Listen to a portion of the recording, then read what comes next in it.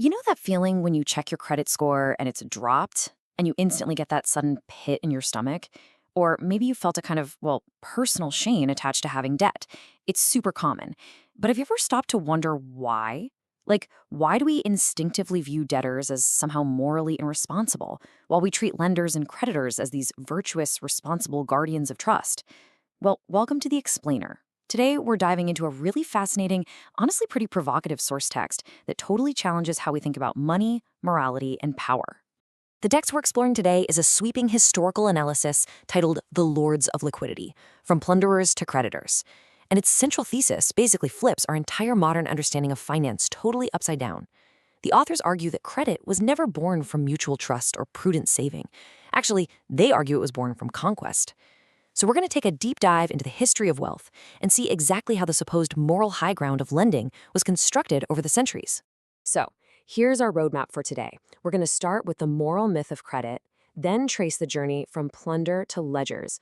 After that, we'll look at plantations as credit engines, deconstruct the myth of meritocracy, and finally, we'll tie it all together with what the text calls the modern tribute system. All right, let's jump right in. Section 1. The moral myth of credit, unmasking the hierarchy.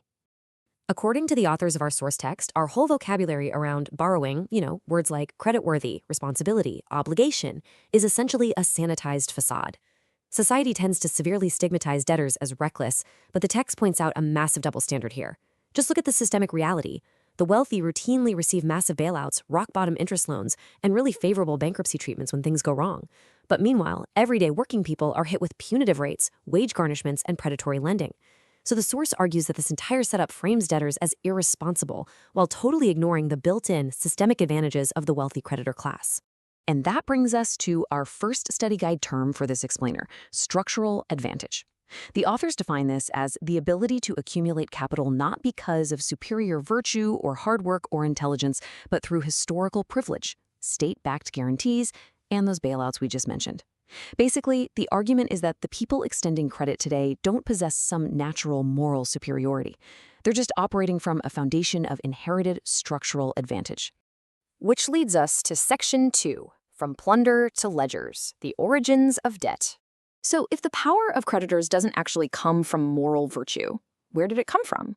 Well, the text traces the history of debt back to its absolute roots, and it shows a direct, undeniable evolution of extraction. The authors point out that the very first creditors weren't clever merchants saving their pennies. No, they were conquerors. Back in ancient Mesopotamia around 3000 BC, kings didn't just collect taxes. They extended royal credit, and defaulting literally meant enslavement. Fast forward to the Middle Ages, and you have feudal lords and the church extracting tithes and leveraging that surplus. By the 16th century, enclosure barons were consolidating vast amounts of wealth. And then by the 19th century, European powers were dictating terms of colonial tribute across the globe. So the source paints this picture where the ancient king demanding tribute simply evolved into the modern institution demanding a debt repayment. Essentially, the ledger replaced the sword. Let's actually zoom in on a highly specific historical pivot the text mentions. The assertion here is that feudal land enclosure practices directly birthed modern banking interest models. If you're not familiar, enclosure was basically the process of taking common, shared land and putting a fence around it, turning it into private wealth.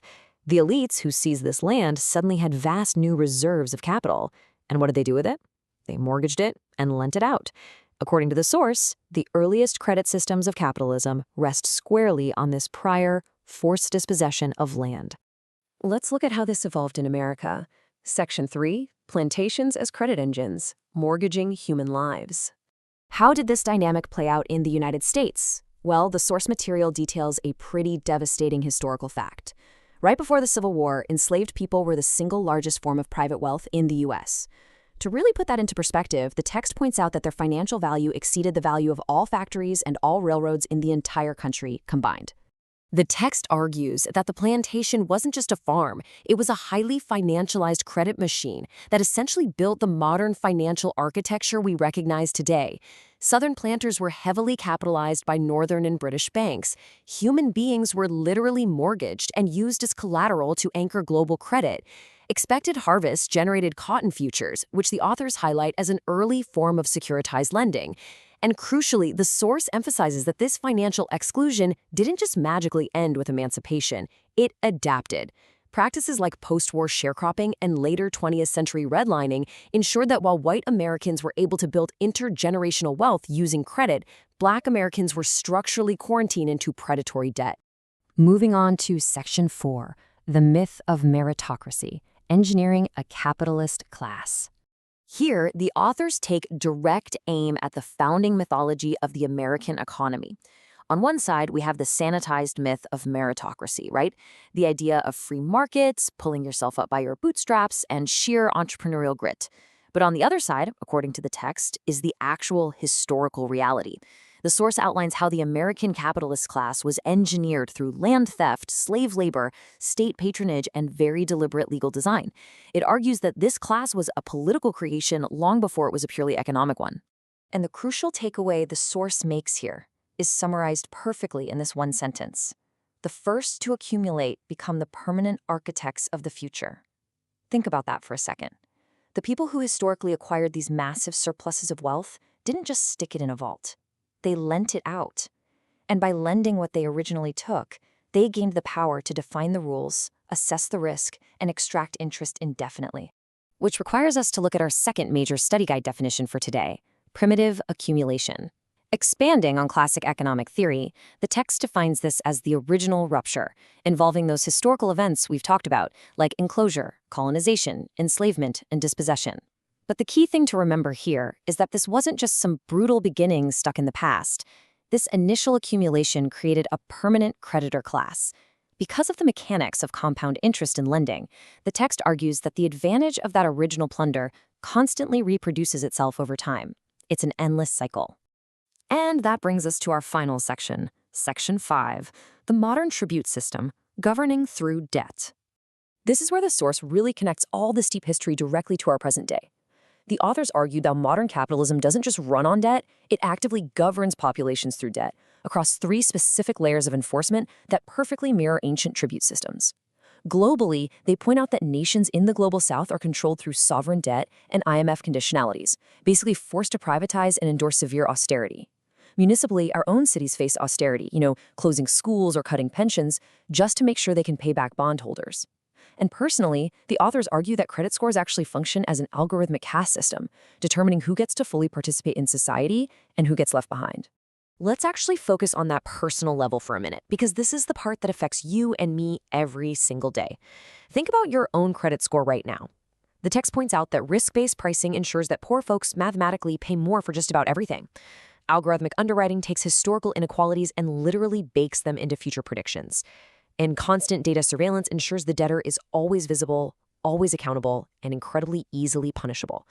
According to the text, it's a highly efficient system of behavioral compliance, and it was crafted by the powerful.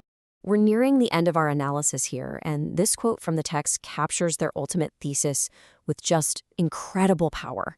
The creditor stands naked, revealed for what he has always been, a plunderer with a pen.